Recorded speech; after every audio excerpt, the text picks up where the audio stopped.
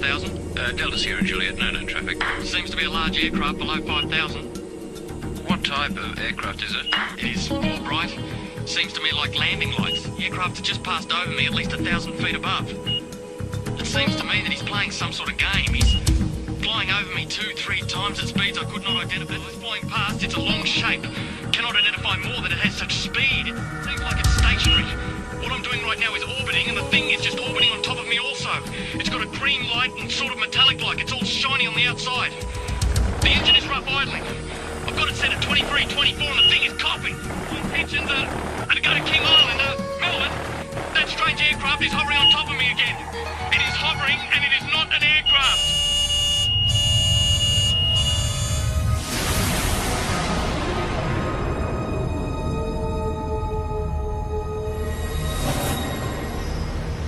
What you've just heard was a recreation of the final words spoken by pilot Fred Valentich before his plane disappeared over Bass Strait. Even though it's been 19 years since Fred disappeared, the mystery surrounding what happened to him still hasn't faded. He just vanished without trace, and his family believed he was taken by an unidentified flying object. Recent years has been an explosion of UFO sightings in Australia. Whenever you mention the topic, people seem to have their own theories and opinions, or even their own stories. It was orange like a sunset, and it was just spanning across the road. I can't move, man. Moving forward in time through the experience. Then this tall, dark being just appeared in front of the craft. And I mean, it looks like a traditional, every day of the week, comic book flying saucer. They had large almond-shaped eyes, small bodies, legs and arms, and sort of grey in appearance. I think it's the first time in my life that I could identify of anybody telling me that they were scared they were going to die. Saying that the thing was only just down the bottom of his street. He could see that it was out in the water. It was sucking up water. Yeah, I believe it's a UFO. There are between 400 and 500 reports a month of UFOs in this country. Now, obviously, a lot of them can be explained, but about 10% prove to be true mysteries. Tonight you'll hear from people who've had these experiences. They're just normal Australians who can't explain what they saw.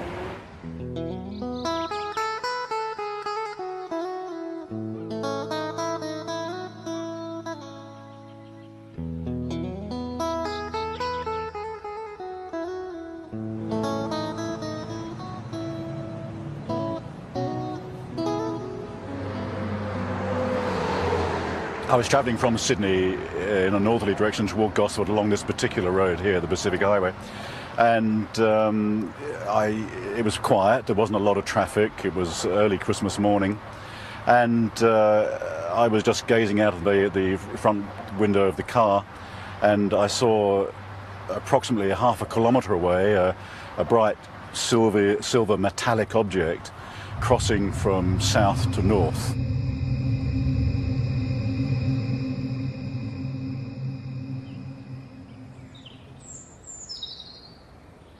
I stood here not believing my eyes, because where I sit I can see the open water, and I just couldn't believe that this thing could appear on the water. It was some kind of craft, but it was completely surrounded in lights underneath and all around, and it just looked like a carousel. It wasn't anything flat. Around holiday time, the local police know they'll be busy. But on this New Year's Eve, the calls weren't what they expected. All people that I spoke to had exactly the same thing to say. There was no variance whatsoever in the object that was sighted. It was a huge chrome, very shiny object in the shape of a ball. At the bottom of the ball was a number of huge white lights. This object looked like it was sucking up water.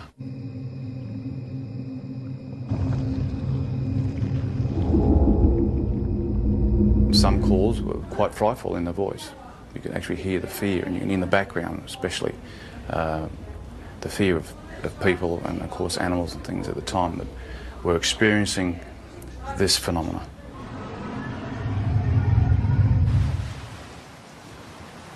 We're looking out above this headland here, and we're watching a bright light move in a strange fashion that you'll never see, or we never saw anyway. It was moving quickly and moved, for instance, in a zigzag fashion. We were watching it for 10 to 15 minutes, move in this direction north, and we just saw this bright light 15, 20 metres above our car. Just a bright light, emanating light towards our car. It was just awesome. All of a sudden I saw these lights come out of the water like a cylinder and flash, and the top of the water was all lit up. And as that light was up, I could hear the rushing of water, movement of water, and then the water being raised up, and then shortly after, down comes the water on top of the lake. I noticed this rather bright light that seemed to be on the right-hand side of the car, and it seemed to be following us for quite a while. And then all of a sudden it turned and went at a right angle right across the expressway in front of the car. It was large, round, and seemed to have a stream of sparks flying out the back of it. I don't know what it was, but it was most peculiar. After the initial New Year's Eve reports to police, the local Sun weekly newspaper got hold of the story. There were hundreds more people at home that obviously thought they'd seen something quite out of the ordinary, but were too scared maybe to come forward and actually say that they'd seen something. Our office, the day the report hit the streets, was amazing. We had caller after caller saying they'd seen the same thing. A lot of the witnesses were retired academics, some were policemen, nurses, school teachers, Sunday school teachers, lawyers, business people, some of the leading business people in the area.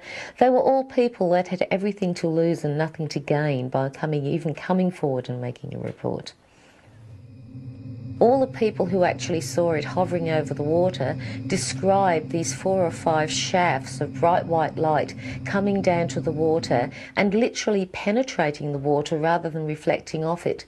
We also had descriptions of the water seething underneath it. Some people said it frothed, some people said it foamed, some people said it was steaming up. Overall, I'd imagine there'd be probably 3 dozen telephone calls on the night. Well, please, Sergeant. In particular, Sergeant Wenning remembers one very distressed caller. He told me he had been woken up from a deep sleep with thunderous noise and bright lights, dogs barking. His children had come into his bedroom screaming. He was saying that this thing was only just down the bottom of his street. He could see it was out in the water, it was sucking up water. The sound was like a million hummingbees. He didn't know what was going on. We investigated officially with the local aircraft, aerodromes, with the Air Force, with air traffic control, and again could come up with no explanation. While everyone can describe what they saw, no one seems to have the answer to exactly what it was or where it came from.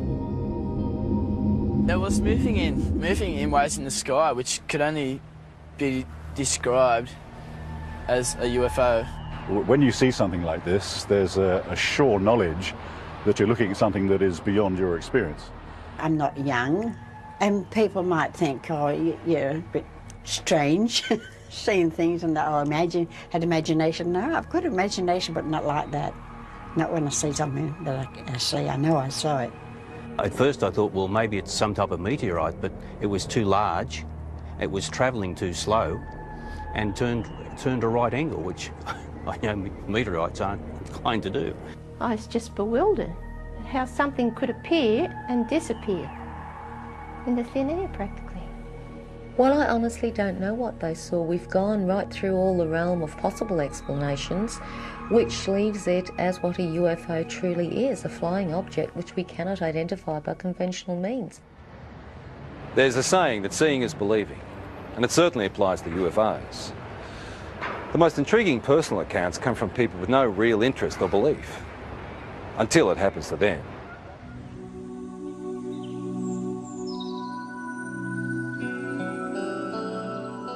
Before this happened to me, I can be honest, I could say that I was in that category of being naive. I didn't believe it. I didn't really believe it, because I had to see, it's like I would have to see it with my own eyes. Grace's experience starts in the early hours of the morning travelling home with 3 girlfriends. Victoria, who can't be identified, was one of the women in the back seat. It's when I got a bit further down the hill that I noticed on the right-hand side of me some long oblong-shaped lights. I didn't know what they were. I mean, I only sort of caught a glimpse of a bright orange light sort of shining through. As I got down the hillside and started to come around the corner by this little hotel that takes us back through the back roads towards the freeway, one of the girls in the back noticed a very bright white light with a type of blue haze around it. When the girls were sort of saying, oh, maybe, you know, like it's a UFO, and, you know, was sort of like just laughed it off and said, don't be so ridiculous. The women continue their trip, but further down the road, more lights appeared. I heard Victoria and one of the other girls in the back there, they were commenting on something that was behind us. They actually thought somebody was coming up behind us, like a truck or something, because it was moving fairly fast and very bright. It was just such a bright as blinding light. It was orange like a sunset, and it was just spanning across the road. I got really scared, and I said to Grace, quick, just step on it. Because I knew there was a town just a kilometre up the road.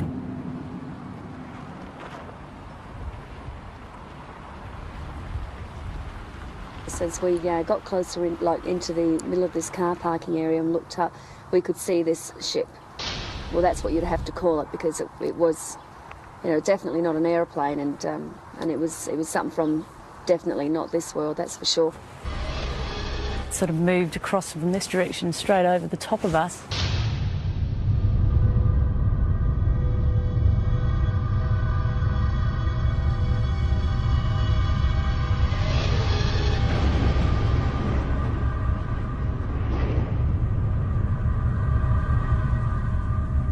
Sort of disappeared into a gully where we lost sight of it.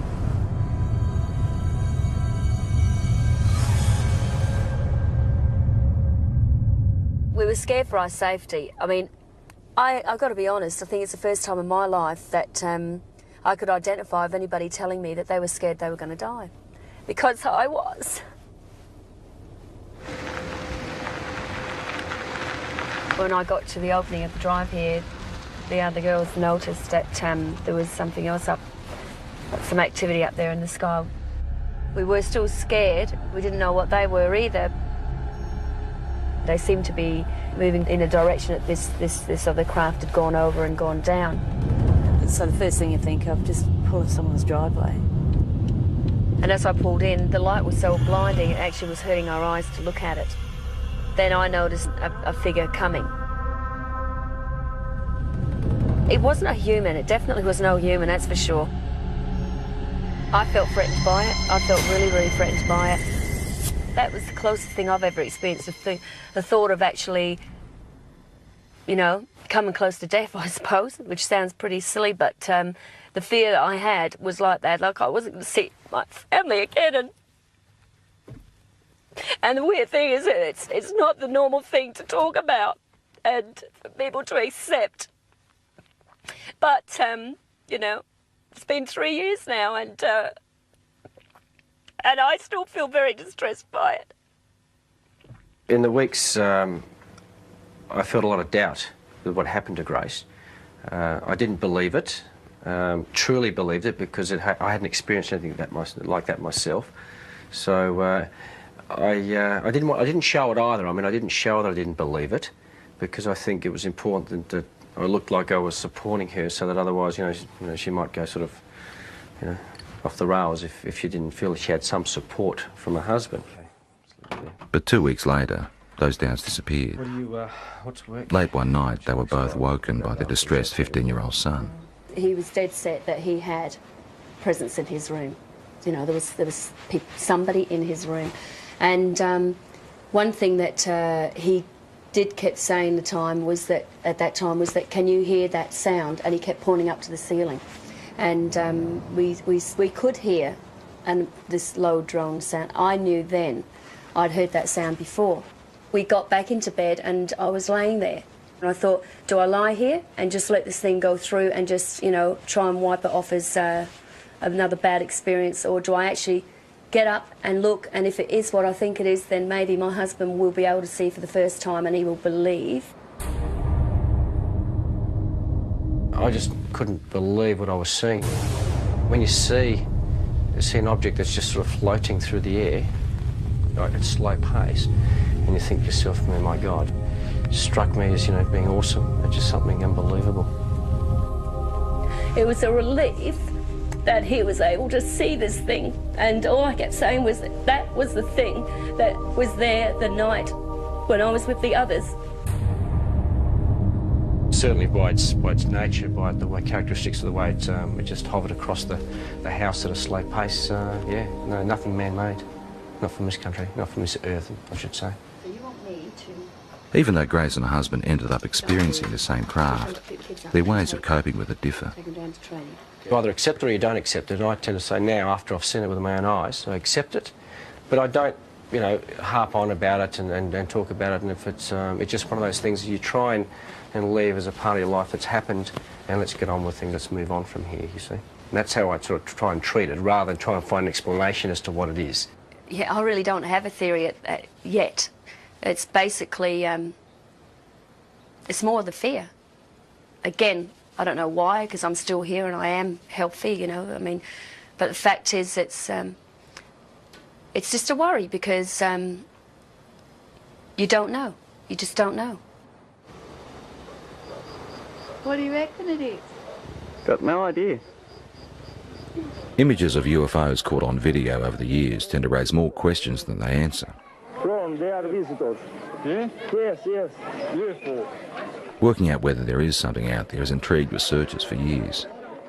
And there's no doubt that there is a physical dimension to this UFO phenomenon, and it appears to involve some form of technology, and many cases certainly suggest that we're dealing with an exotic technology that might be something certainly foreign to our environment.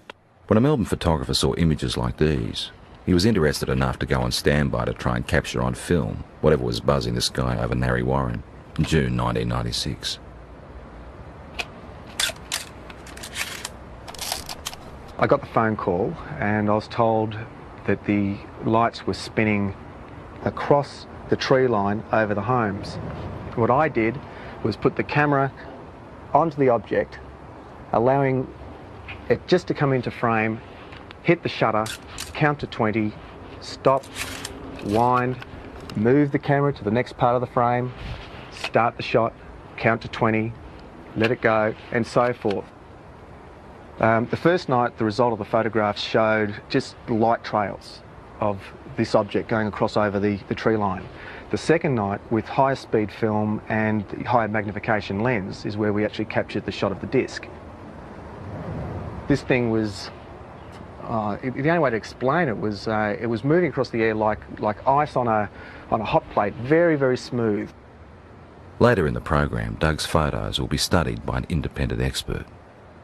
Well, it was flying, it's unidentified, and it was definitely an object. What it will be, and I hope with the analysis will prove me right. But yeah, I believe it's a UFO. In the UFO community, the term hypnotherapy is like a buzzword. It's the thing to try if you feel you have secrets of the past to unlock. While mainstream medicine doesn't necessarily recognise it, people who've had UFO encounters believe it helps.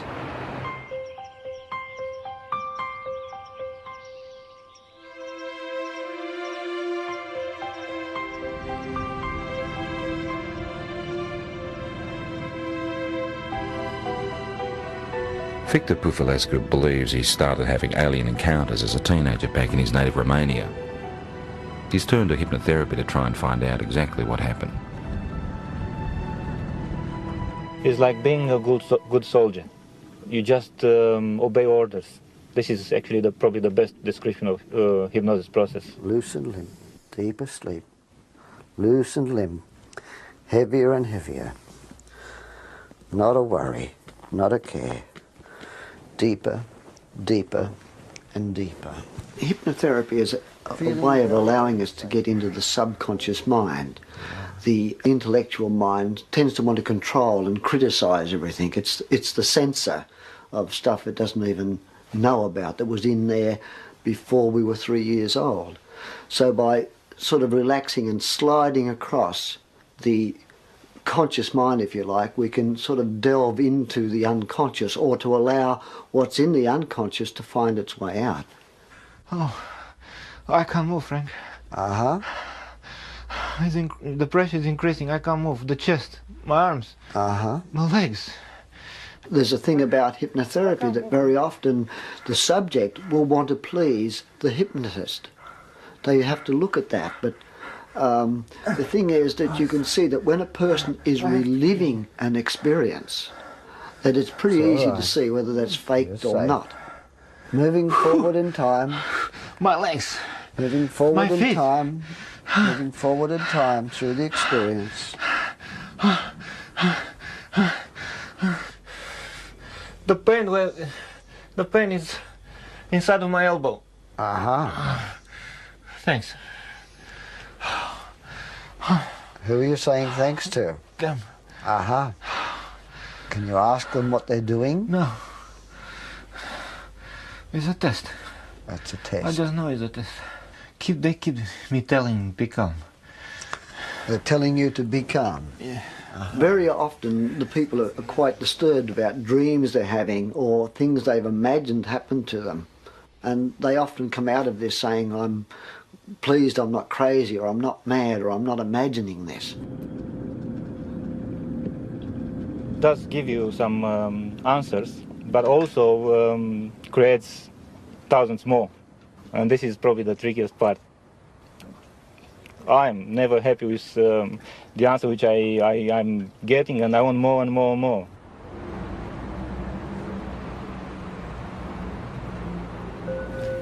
Just relaxing as much as you can with every breath. Just feeling a sense of calm. From 1992, there was a very strong correlation with awakening psychically and with my healing work to having these experiences. Elizabeth Robinson is a spiritual healer and therapist who says she's been having extraterrestrial experiences since childhood, but is only now starting to accept them. I mean, when they started with me, I thought, my God, this is bizarre. You know, this is crazy. This is in the realm of science fiction. But I know now I've had to work through that and struggle with it, and I've denied it like hell for 5 years. And I can't deny it anymore. Elizabeth says she started seeing creatures like these around her home in Perth in 1992. There were 3 beings standing there. They had large shaped heads, bigger at the top to the chin at the bottom, large almond-shaped eyes, small bodies, legs and arms, and sort of grey in appearance. But they looked at me with a sense of intent and intelligence. Soon after, Elizabeth's daughter talked of being visited by a lady during the night. Elizabeth believes it was one of the same beings. And I looked down on the desk, and here was a drawing of this being, this same being that I had seen. And I said to Jessica, who did that? Because I knew that at 2.5, her drawings were scribble drawings. And she said, oh, that's the lady. I tried to rationalise it, but I knew that I wasn't imagining this stuff. You know, there was something in me that told me that there was more to these experiences. They're looking at me again. Elizabeth then turned to hypnotherapy to try and uncover what she couldn't understand. This session was recorded last year with visiting American UFO researcher John Carpenter. I don't want to give the baby up. What seems to have come up in hypnosis is that I've had children taken from me, babies taken from me that are growing up on crafts. And this is just absolutely bizarre, you know, talking about this. I mean, you talk about this, but, you know, at first you struggle with it. I mean, you can't fully comprehend this, but what I could comprehend was the emotion around it. I know what they're doing. They say it's time. they tell me with their mind. The emotions are so real, they're raw, they're, you know, the grief is there, the terror is something like I've never felt before. They're just doing what they're doing. What are they doing? They're getting the equipment ready. Part of the reason why they're involved here on Earth is to help us awaken, but there seems to be some sort of reciprocal type of arrangement whereby, you know, they're coming to Earth and they're creating a new race of beings, or creating some sort of hybrid race of beings. I used to think, okay, I'm dreaming, until I used to be able to get up, go to the bathroom, make a cup of tea, come back, sit down, they'd still be waiting for me. And I think, oh. Elizabeth and colleague Mary Rodwell now run a support group in Perth for people who've had alien experiences. And this is what I mean, my business is emotional trauma. That's why I'm here. And I won't deal with fantasy. I can't deal with fantasy. So it's about emotional trauma. These people are stressed quite desperately with fear and anxiety about a lot of things that they only have a vague idea often about, but often is because they've remembered being taken. I went 3 months with barely any sleep. If you remember, I told you about 11 or 12 weeks, barely any sleep. Most of them just want to live an ordinary life. They don't want this to happen. So for them to have the chance to at least talk about it and release all the anxiety and fear around that as much as they can around talking about it, it seems that through that there is real healing. For me, I became very frightened that I would be labelled crazy or, you know, hallucinating, whatever it was, and that I couldn't have somebody to relate this experience to that would honour my experience. Have either Elizabeth has always kept journals about her experiences, which she is now using to write a book. I saw a grey being appear, white-grey colour. In the dream, I was searching for my son, even though the child dream of trying to run away from several grey beings, but as fast as I ran or wherever I really don't expect someone to be able to say, absolutely, you know, this is real, because, you know, you always doubt yourself, but you know that it's real, and you have to come to some point and stop denying it, and that's what I'm starting to do. Sorting out the facts surrounding UFOs can be tough, unless of course there's something that science can put to the test.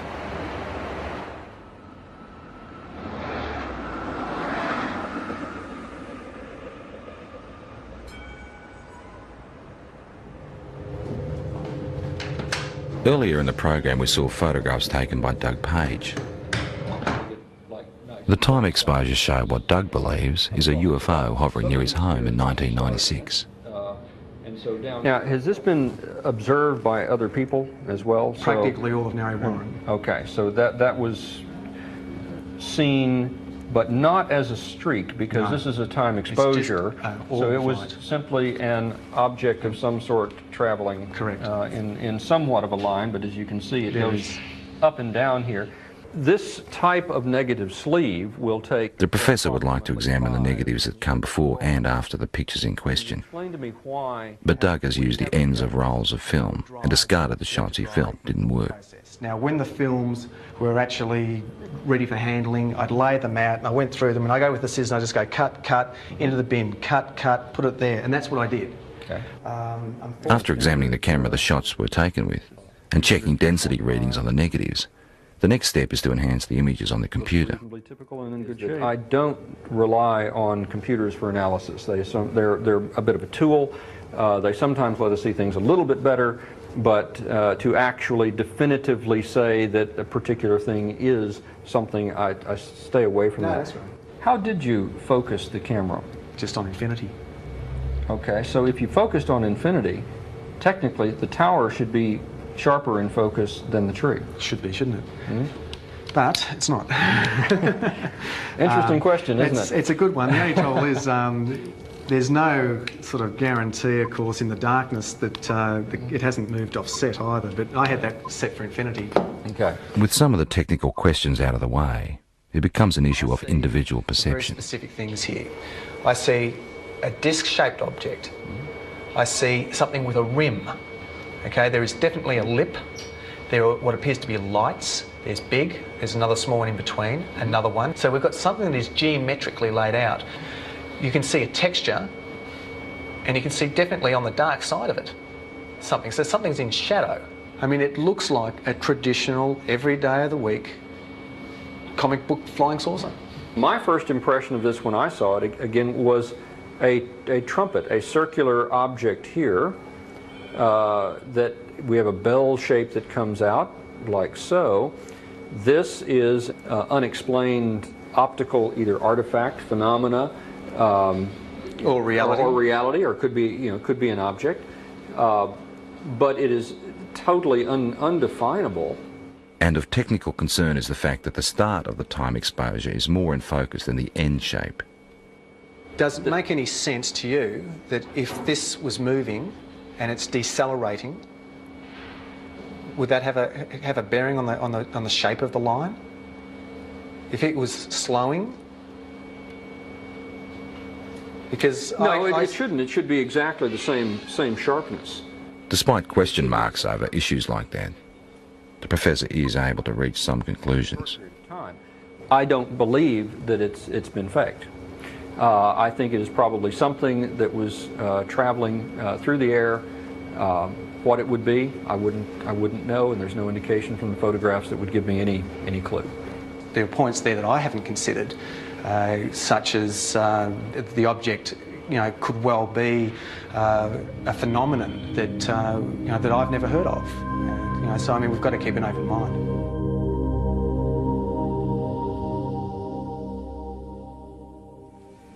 I don't know, maybe between 6 and 8, I would assume. Okay. They were fairly intense, or? Yeah, they were very close together as well. Right, okay. 4 years ago, Kelly Carr was a mother and housewife with no interest in spaceships or aliens. Now she's using technology to reconstruct images of her own encounter. It does give the idea of the lights there, but the brightness of the light, it gives a good impression, except that the colour doesn't seem right. Kelly's account starts in August 1993. My husband and I were driving up to my girlfriend's place in Monbulk, which is in the Dandenong Mountains. We were driving on Belgrave-Hallam Road, and it was just on dusk. I saw what I thought was round orange lights in the field.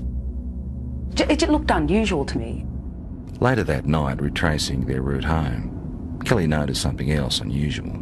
It's about a kilometre or so in front of us, about twice the height of the treetops. We could see this object, which at first I thought was a blimp. It had the shape of a blimp, but it was light. As we got closer to it, the light seemed to sort of separate, and it was actually these a row of round lights, and they were orange. It appeared like there was silhouettes standing in these round orange circles, like people, but you could only see the black outline. Well, I just said to my husband, look, there's people in there. And the minute I said that, it shot off to the left of us. Within 1 or 2 seconds, it was gone completely.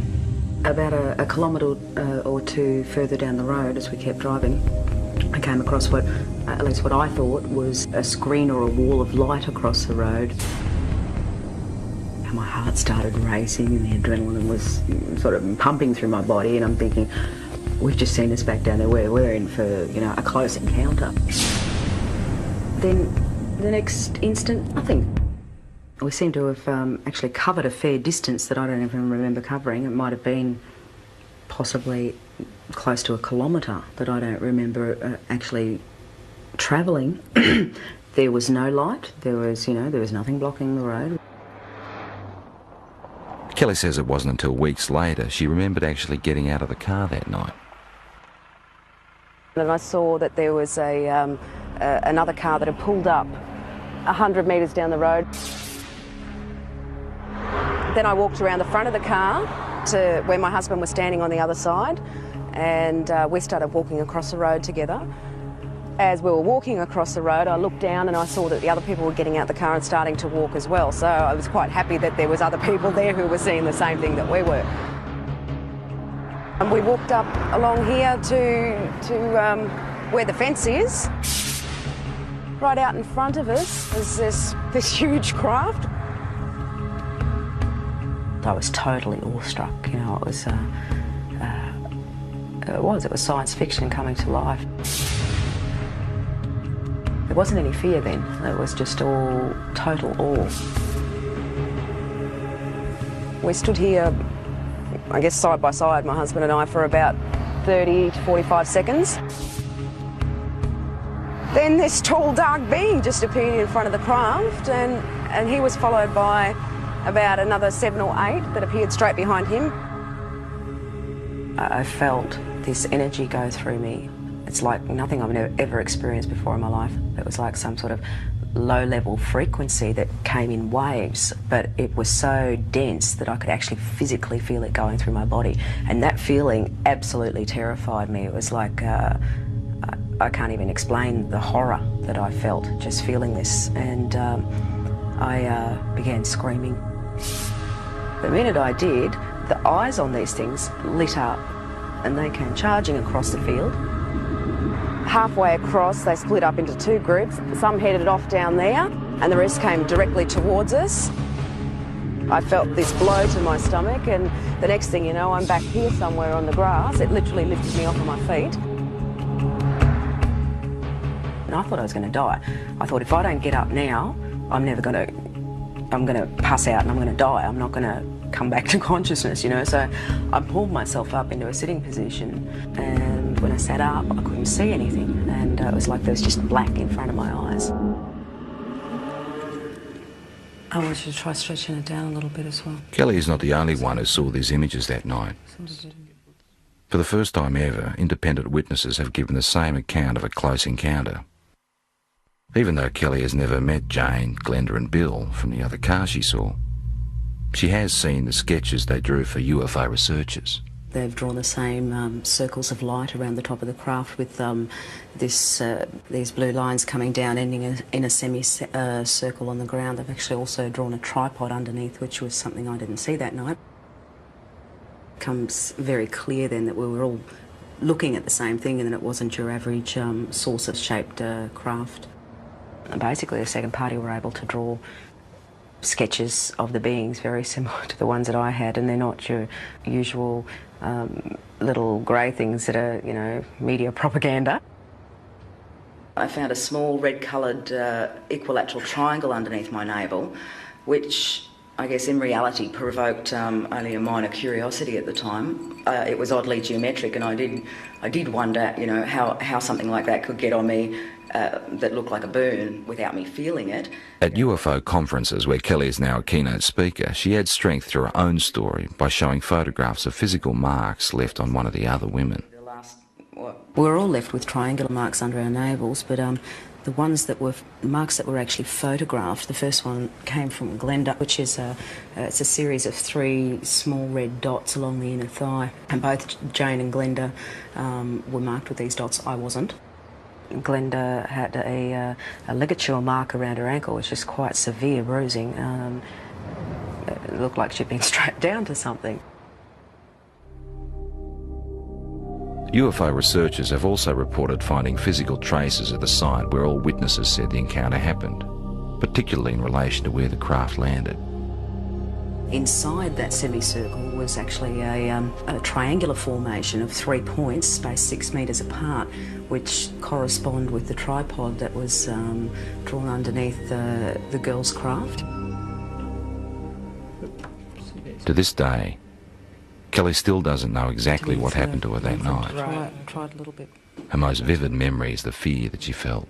That's very good. It's finally come out to what I'm looking for.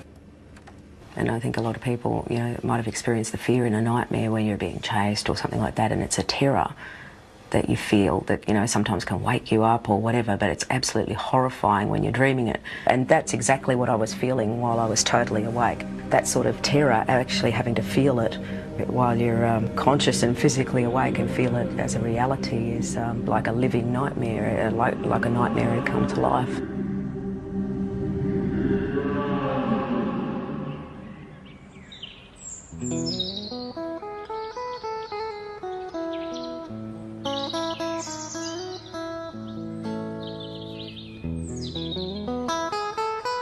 We've moved out onto 138 acres. We don't have electricity. We use all our own fuel, like for both our fires. We're in the process of trying to become self-sufficient as far as food's concerned. We just lead just a very different lifestyle. put the thing all over it. Denise Borrett says it's her encounters with strange beings that have helped her make the decision to live this way. There's one of our missing. I believe at the moment that they're giving us quite a dire warning about what's happening to the planet and what's going to happen to us unless we actually wake up to what we're actually doing. They seem to open parts of your mind that aren't open before, and or they help you to do that.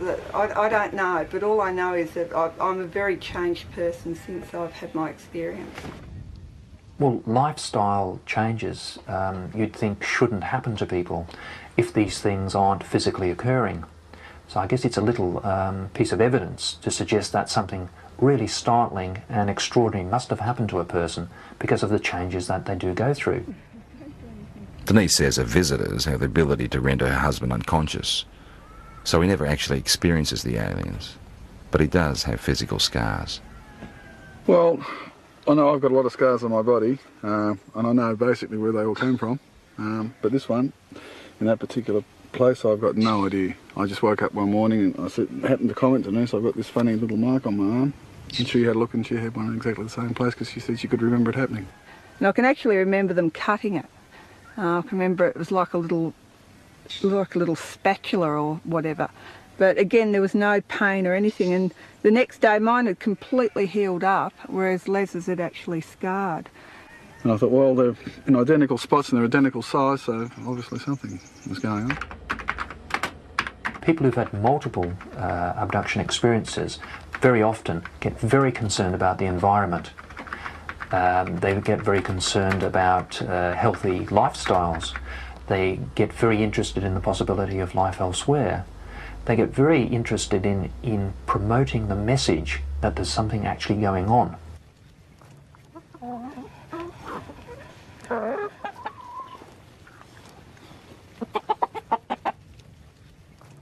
If things do go haywire on the planet, like I believe they will, that we at least will be able to feed ourselves and not have to rely on man-made energy to keep ourselves going.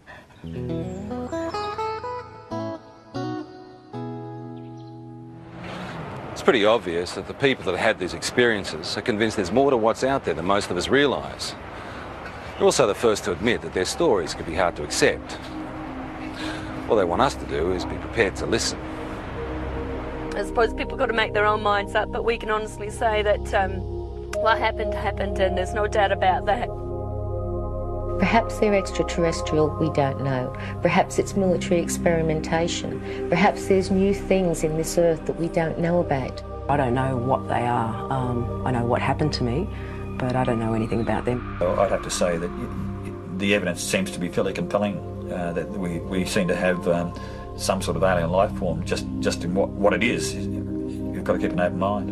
And since I've accepted it, I think I've really started to see it's not really bad. There's a lot of good in what they're actually doing. And it's like they're saying to us, you know, human beings can do so much more. We have these wonderful capacities to heal and to heal each other and to understand ourselves so much more. And we're not yet. Where they come from, I honestly don't know. I would hope that before I die, one day I find out.